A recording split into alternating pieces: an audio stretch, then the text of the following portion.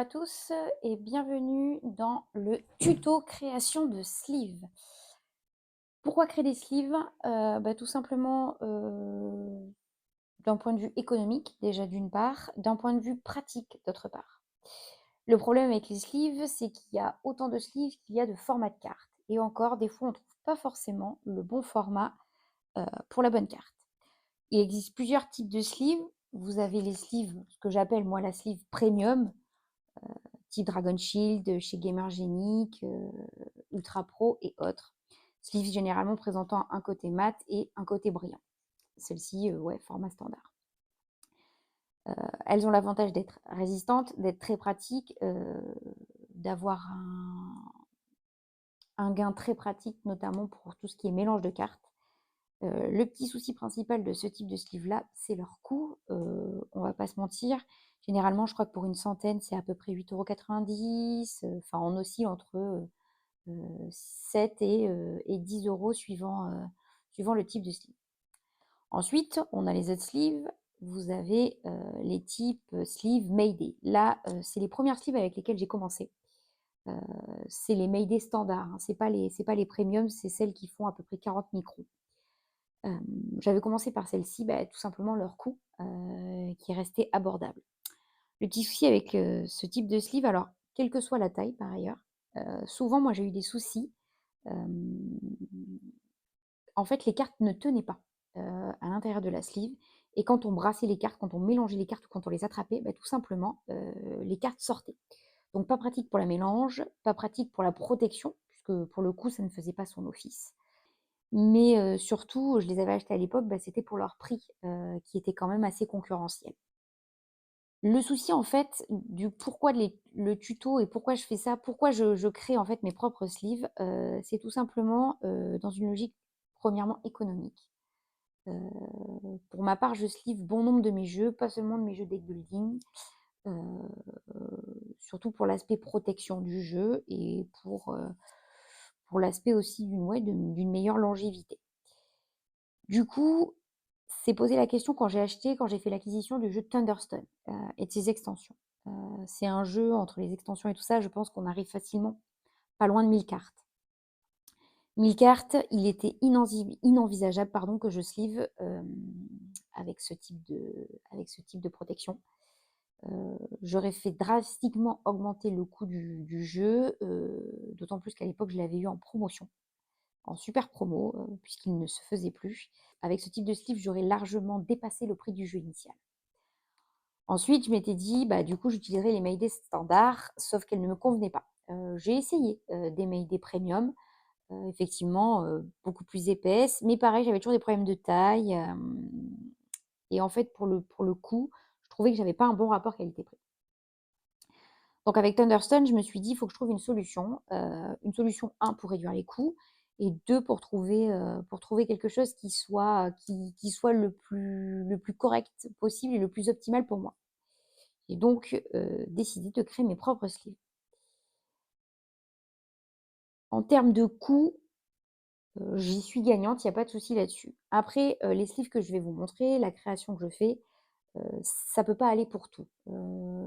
Vous attendez pas à avoir des sleeves hyper qualitatives, super qualitatives, ultra méga résistantes, c'est pas possible. Déjà pour la mélange, vous n'aurez pas le confort que vous pouvez avoir avec ce type de sleeve, très clairement. Après moi perso, je sais pas mélanger. J'utilise un mélangeur automatique ou je mélange tout simplement à la belge, je crois que c'est comme ça qu'on dit. Mélange à la belge, c'est-à-dire que je pose mes cartes et en fait, je fais des petits paquets, des petits et pour le coup, les sleeves que je crée, ça passe très, très bien au mélangeur automatique, là où des cartes qui sont sleevées avec ça ne pourront pas passer au mélangeur automatique. Là où les Mayday, passent, mais en fait, le souci, c'est que des fois, j'ai eu des problèmes d'arrachage et comme je vous dis, comme la carte se barre littéralement de la sleeve et des fois, ça crée un bourrage au niveau du mélangeur. Pour l'exemple, je vous ai dit, mes sleeves, c'est peut-être pas très pratique, les sleeves maison, c'est peut-être pas très pratique pour le deck building. Oui et non, puisque, en l'occurrence, Hero Realm, je les ai slevés, avec des sleeves maison. Voilà. En termes de durabilité, c'est peut-être là où effectivement, ce type de sleeve, est qualitatif. C'est que moi, parfois, il peut y avoir ce qu'on appelle des déchirures de sleeve, auquel cas je la refais, quoi. parce qu'encore une fois, économiquement parlant, je suis à un coût infinitésimal, si je puis dire. En termes de coût, j'achète en fait des pochettes plastiques, celles qu'on trouve pour la rentrée des classes, celles que vos enfants utilisent pour les classeurs ou que vous utilisez, pour ranger des documents. Donc ce type de pochette-là, vous les avez en transparente ou en mat, un peu comme pour les sleeves. Moi, je préfère le côté transparent et plutôt lisse. D'autres vont préférer le côté mat, ça c'est à votre choix. J'ai jamais essayé par contre de sleeve avec les sleeves mat grainés. Je ne sais pas ce que ça donnerait. En tout cas, sur du lisse, il y a pas de souci. Pareil, en fonction de ce que vous achetez et en fonction de la marque que vous utilisez, elles sont plus ou moins épaisses. En moyenne, les Mayday standards, je veux dire qualité standard, on est sur du 40 microns. Moi, sur mes pochettes plastiques, je suis entre, je crois, 50 et 65 microns, en fonction de la marque que j'utilise. Généralement, j'utilise de la marque en magasin. Ça m'est arrivé d'utiliser des marques bureautiques. C'est un peu plus cher, mais effectivement, elles sont plus qualitatives. Donc après, libre à vous de voir et à faire un petit peu vos totos dans votre tête et de poser les choses. Généralement, je les achète à la rentrée des classes, c'est là où elles sont le moins chères et c'est là où il y en a en grande quantité. Je les achète par centaines. Et des fois, vous avez des super promos, notamment à Lidl, un paquet acheté, un paquet gratuit. Donc là, je peux vous dire qu'en termes de réduction de coûts, c'est drastique. Pardon.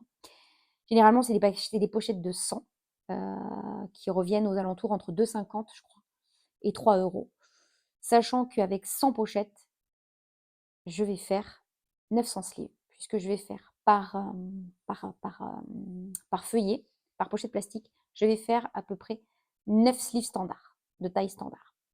L'avantage aussi, c'est que vous allez pouvoir sleever d'autres choses, genre des aides de joueurs, des plateaux plus grands. Vous allez me dire, il y a la plastification. Le problème de la plastification, c'est l'épaisseur des feuilles que vous allez utiliser. Parfois, si vos aides de jeu ou certains plateaux qu'on utilise ou qui font office de plateau joueur sont plus ou moins épais, eh bien, le problème, c'est que la plastification, des fois, ça marche pas bien. Ça peut créer un bourrage et ça peut abîmer, tout simplement vos plateaux. Je parle par expérience, ça m'est déjà arrivé. Du coup, ça m'arrive d'utiliser, en fait, des pochettes plastiques et de créer, en fait, une protection totalement étanche, totalement fermée puisque je soude. Je vais sertir les 4 côtés de la poche et il y a pas de souci, ça fonctionne très, très, très bien. Donc voilà, déjà, je vais vous montrer pour les cartes. L'avantage aussi, et je vous dis, c'est pas que des avantages, il y a aussi des inconvénients avec les sleeves que je fais. Je vous dis, en termes de durabilité, elles vont peut-être être plus fragiles. Mais par contre, c'est le poids, le poids en fait, du paquet de cartes. Souvent avec des sleeves, notamment avec celle-ci, vous avez des paquets qui sont drastiquement augmentés. Là où ça peut être très très très bien, c'est avec les sleeves que sont, votre taille de paquet ne va pas être autant augmentée. Même chose avec les Mayday, où ça peut être beaucoup plus épais, ce qui n'est pas le cas, en fait, avec les sleeves que je fais, où votre paquet, il n'y a aucun souci. Et aussi, vous verrez bien souvent, quand on sleeve avec ça ou avec ça, les piles ne tiennent pas. Là, pour le coup, la pile de cartes, il n'y a pas de problème, en fait. Ça tient très, très, très bien, en fait. Donc, je précise, hein, dans la boîte, c'est le jeu de base. Les extensions sont dans leur boîte respective. Mais voilà, bien souvent, le paquet, il se casse un peu la gueule. Là, au moins, il n'y a pas de souci. C'est protégé et ça ne se casse pas la figure. Donc, c'est aussi un petit avantage de cette technique-là. Ma technique, elle va vous demander quoi? De l'investissement personnel, du temps, surtout plus que de l'argent, pour être honnête. Du coup, en termes d'épaisseur, c'est ce que je vous disais. Là, sur de la Mayday standard, 40 microns, c'est fin. Moi, on est à peu près sur du 60 microns, vous voyez. Ça bouge beaucoup moins. Donc ça, là-dessus, c'est quand même aussi un avantage, je trouve. On est un petit peu plus épais. Donc, bien évidemment, on sera toujours moins épais que ce système-là. Ça, c'est clair. On sera toujours moins épais que de la Mayday Premium qui oscille les 100 microns. On va être, ce que je vous propose effectivement, c'est une alternative entre bas de gamme et premium. Voilà, on va dire mid-gamme, quoi, tout simplement. On va dire mid-gamme. Donc pour ce faire, pour commencer ce tuto, il va vous falloir un peu de matériel. Alors sachez que le matériel, moi je l'ai glané et j'ai essayé, encore une fois, dans une logique économique, de réduire au maximum les coûts. Donc tout ce que j'utilise, c'est souvent du matériel de récup. On me les a prêtés, on me les a donnés. Moi, c'est vraiment de la récup au maximum. La première chose qu'il va vous falloir, et c'est peut-être l'investissement le plus lourd pour le coup, c'est ce qui se présente ici, c'est un poste à souder. Je pense que les postes à pyrogravure fonctionnent aussi. En fait, le but, c'est d'avoir une pointe précise et qui monte en température. Sur les pyrogravures, ça fonctionnera aussi. J'ai jamais essayé parce que j'en ai pas. Mais je pense que ça fonctionne. Si à l'occasion, l'un de vous a envie de s'y tester et peut me faire un retour, ça serait cool. Pour la petite histoire, quand j'ai acheté Thunderstone, il se trouve que à Lidl, pour le coup, j'avais trouvé, vous savez, ils vendent leur marque, je crois, de bricolage chez Barkside. Leur premier prix, j'avais pris, je crois qu'il était à 12 €, le poste à souder de l'époque. Il m'a fait à peu près 2 ans. Alors, c'était pas de la top qualité, mais c'était au moins pour essayer. J'ai slivé mes Thunderstone, j'ai slivé Seven Wonders Duel, enfin, j'ai slivé énormément de jeux. Il m'a duré à peu près 2 ans. Après, il s'est abîmé, je crois que c'était un problème électrique. Encore une fois, c'est pas son usage premier, j'en conviens aisément. Ensuite, en termes de matériel, donc il va vous falloir des pochettes plastiques. Donc là, généralement, idéalement, prenez à la rentrée des classes, c'est moins cher. Ou si vous travaillez dans des bureaux, vous en piquez quelques-unes, comme ça vous faites un premier essai. Une lime à ongles, c'est optionnel, mais je vais vous expliquer, c'est vraiment pour faire la sleeve la plus propre possible pour la fin, pour les finitions. Ensuite, il va vous falloir une règle. Il va vous falloir un couteau de précision. Souvent, vous trouvez ça en loisirs créatifs. Pour ne pas le citer, mon magasin préféré, Action. Je crois que j'en ai, c'est moins de 2 € ou moins de 3 €. Vous avez aussi des lames de rechange, donc ça c'est cool. En fonction de l'épaisseur et tout ça, vous allez pouvoir utiliser des lames plus ou moins épaisses, donc ça c'est cool. Il va falloir une baguette en aluminium. Donc moi j'ai pas de règle, c'est pareil, c'est une baguette, c'est de la récup. Une baguette en aluminium tout simplement pour éviter que la chaleur ne soit, pour éviter que l'aluminium ne conduit pas la chaleur. Donc au moins vous êtes tranquille, vous n'allez pas vous brûler, ça va pas chauffer. Et également un ciseau. Il vous faut ensuite une planche de bois. Pareil, c'est de la récup, du contreplaqué, de ce que vous voulez, du mélaminé. Je pense que ça va marcher, bien que ça risque de faire un peu plus de copeaux. Je sais pas. Mais une petite planche de bois, plutôt, enfin petite, format A3, c'est pas mal. Un petit peu plus grand que la page en fait, que la feuille, c'est plus agréable. Et ensuite en dessous, un tapis à découper, pareil, loisir créatif pour faire vos découpes de sleeve. Voilà. Je vous montre comment je procède. Pareil, je vais essayer d'être la plus exhaustive possible. Si vous avez des questions, vous n'hésitez pas en commentaire et je répondrai avec grand plaisir. Donc je vous ai dit, l'avantage, c'est qu'on va pouvoir sliver n'importe quel type de carte. Et effectivement, on va s'atteler à sliver, pour le coup, Dice Throne. Voilà. Vous voyez, j'ai commencé, j'ai commencé un petit peu, tac, à sliver mes cartes. Et donc là, ça par contre, ça c'est de la sleeve totalement maison. Donc pour sliver, il va falloir utiliser, pareil, je travaille vraiment qu'avec du matériel de récupération. Ça, c'est du papier d'origami que j'utilise pour mes jeux de société aussi. En fait, ça va vous servir de maître étalon. Je vous explique. Vous allez mesurer, à moins que vous connaissiez toujours, vous allez prendre votre carte, vous allez mesurer la largeur de votre carte. Donc on est sur 5,7 cm, 57 mm. Du coup, moi je l'ai fait. Ce que vous allez faire, c'est prendre une chute de papier, ça peut être du papier standard, il n'y a pas de souci. Et vous allez en fait reporter sur une feuille de papier la longueur, la largeur, pardon, la largeur de votre carte, pardon, excusez-moi, la largeur de votre carte. Et vous allez la reporter sur votre feuille. De telle manière, en fait, à ce que si vous deviez positionner vos cartes, elles rentreraient parfaitement dans votre bande. Alors, je laisse toujours 1 millimètre ou 2 d'écart pour qu'il n'y ait pas de souci, pour que ça ne force pas, en fait, quand vous allez insérer la carte dans la sleeve. Et donc, ce que vous allez faire, c'est que vous allez vous servir de votre maître étalon pour pouvoir, en fait, créer vos pochettes. Donc là, vous voyez, la pochette, forcément, j'ai commencé déjà. Donc, vous allez pouvoir utiliser toute votre pochette. Vous allez pouvoir faire littéralement 9 cartes, à peu près. Cette partie-là, vous allez voir à l'usage, elle va partir. Vous allez avoir quelques millimètres. Alors forcément, suivant les longueurs de cartes, vous risquez d'avoir quelques découpes en fait. Souvent, vous risquez de récupérer, vous allez avoir 1,5 cm en fait de la pochette qui ne va pas être utilisée. Ça dépend vraiment des dimensions de vos cartes. Donc là, vous allez mettre votre mètre étalon. Donc moi, je vous invite, pour le coup, quand vous faites, si vous utilisez cette méthode et si vous suivez différents types de cartes, de vous faire différentes mètres étalons, comme ici. Comme ça, c'est un gain de temps. Vous voyez, le blanc, c'est format standard. Ça, c'est pour du Seven Wonder Duel. Donc, je crois que c'est format mini standard US, quelque chose comme ça. Vous avez Terraforming Mars, le jeu de dés, Forêt Mixte, qui sont sur la même... Alors, pas la même hauteur, mais ils sont à peu près sur la même largeur. Donc, au moins, l'avantage, c'est que je marque dessus les jeux de société pour pouvoir en refaire si besoin. Parce qu'effectivement, c'est ce que je vous ai dit, certaines sleeves vont se déchirer avec le temps et à l'usage.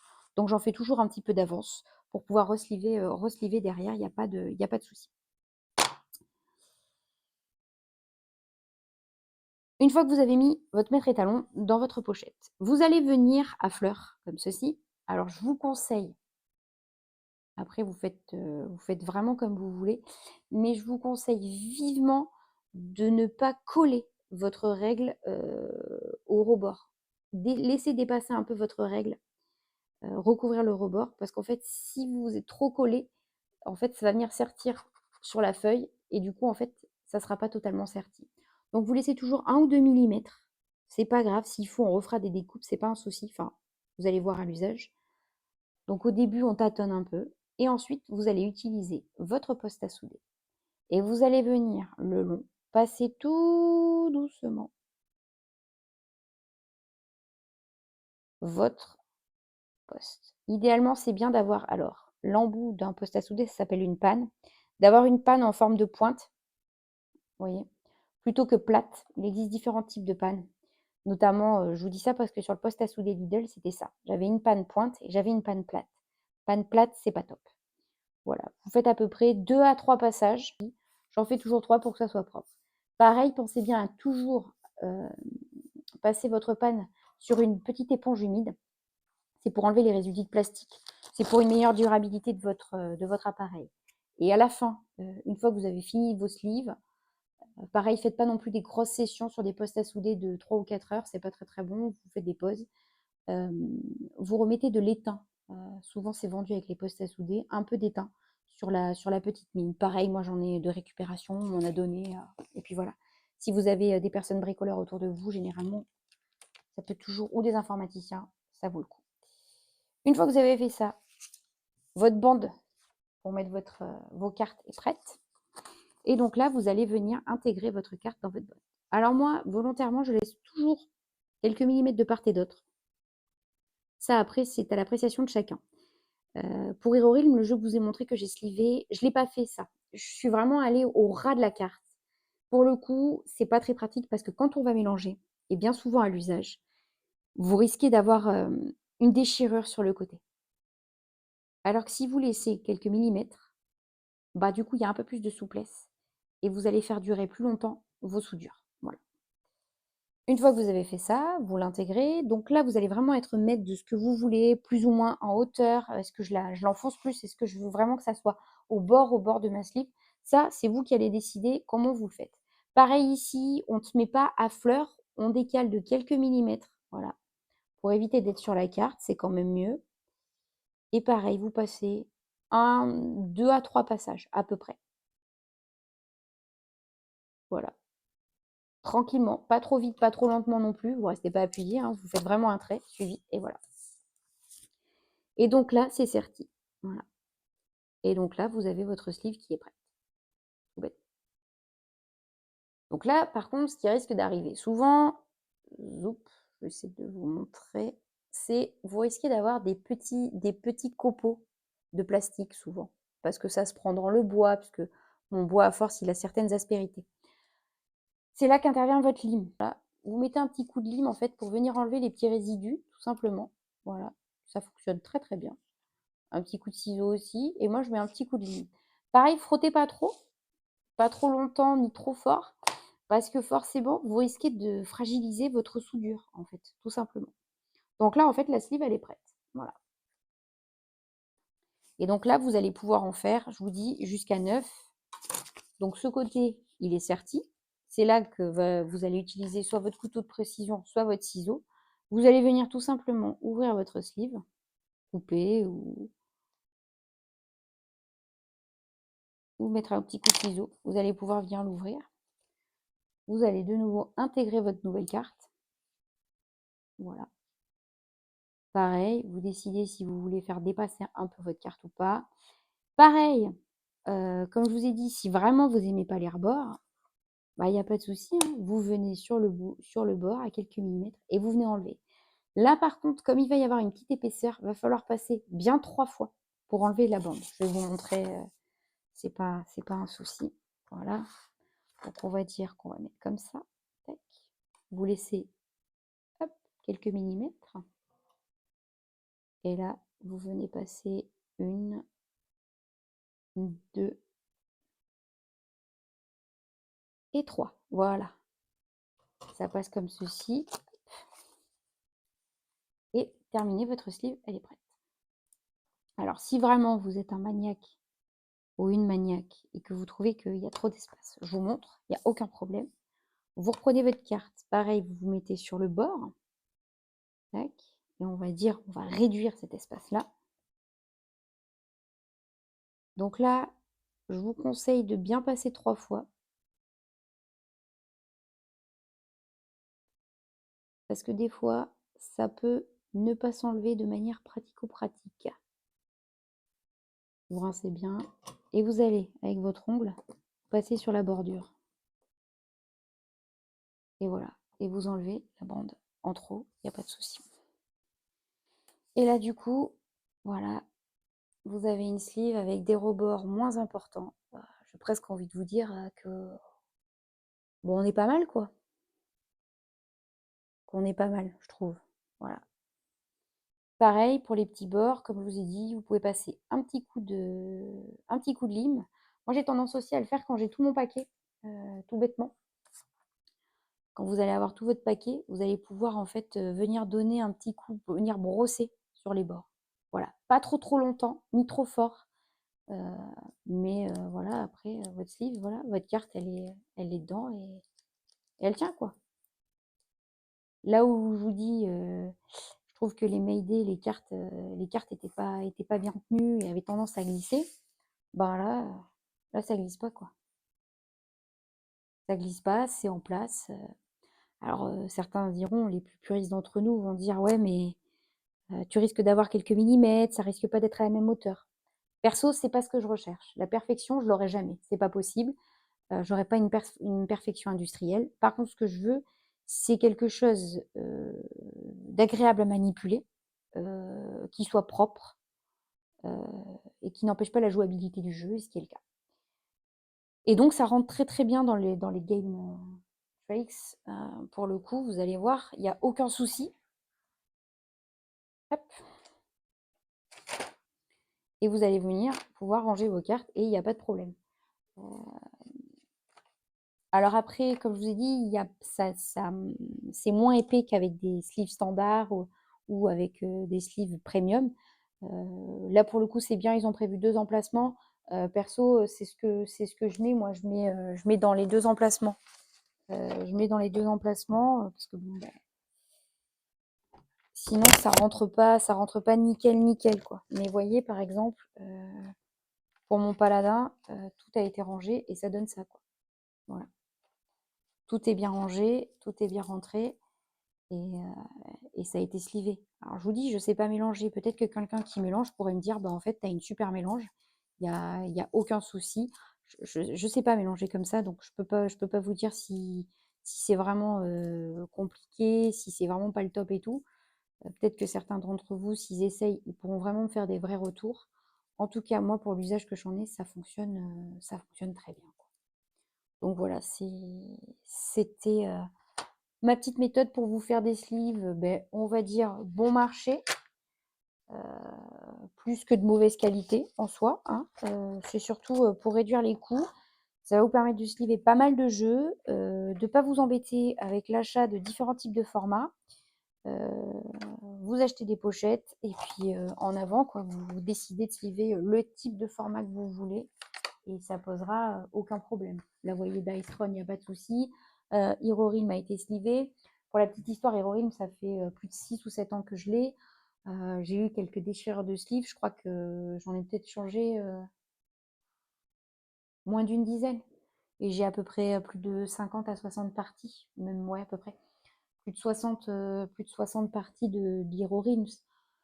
Donc voilà, et j'ai pas que des joueurs très précautionneux ou quoi que ce soit, et ça fonctionne très bien.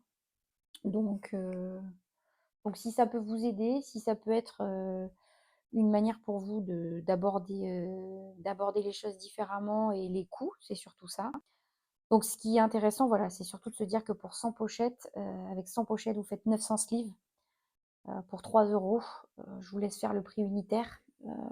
C'est plutôt pas mal. Là où sur du Mayday, je vous dis standard, c'est plus fin. On est sur du 40 microns. Là où je vous dis, on est à peu près sur du 50 à 60 microns sur les pochettes plastiques. C'est pas toujours, elles sont pas plus agréables. Elles sont plus chères, hein, in fine. Après, bien évidemment, ça ne concurrencera jamais ça. Ne vous dites pas, je vais créer des sleeves pour tendre sur ce système-là. Non. Je vous dis, ce système-là est génial pour le mélange, mais moi qui suis nulle, j'arrive à mélanger avec ce type de carte. Par contre, ça augmente drastiquement la taille de mes paquets. Bien souvent, je ne peux plus rien faire rentrer dans certaines boîtes. Il faut que je trouve d'autres astuces. Là où, pour le coup, avec le système que j'utilise, il n'y a aucun souci. Donc, je vous dis, voilà, on a du standard, on a du premium et on a du médium. Voilà, du medium, je ne sais pas comment on pourrait dire. Quelque chose qui peut être intéressant. Moi, en tout cas, c'est un gain économique. C'est pas un gain de temps, très clairement, hein. Ça prend du temps de sliver. Là-dessus, il n'y a pas de souci. Après, si vous êtes plusieurs à le faire en même temps, ça peut aller très très vite. Un peu comme à l'usine. Un qui prend les mesures, un autre qui fait les bandes, un autre qui coupe, et puis voilà. Mais en tout cas, au moins, ça détend. C'est comme la peinture, il n'y a pas de souci. Et au moins, c'est l'idée de se dire qu'on a fait quelque chose de sympa et c'est nous qui l'avons fait. Et puis, bien mine de, ça claque de dire qu'on a fait ces sleeves. Et les gens souvent disent, ouais, elles sont sympas, où tu les as achetées. Ben, en fait, je les ai pas achetées, je les ai créées, quoi. Je les ai faites.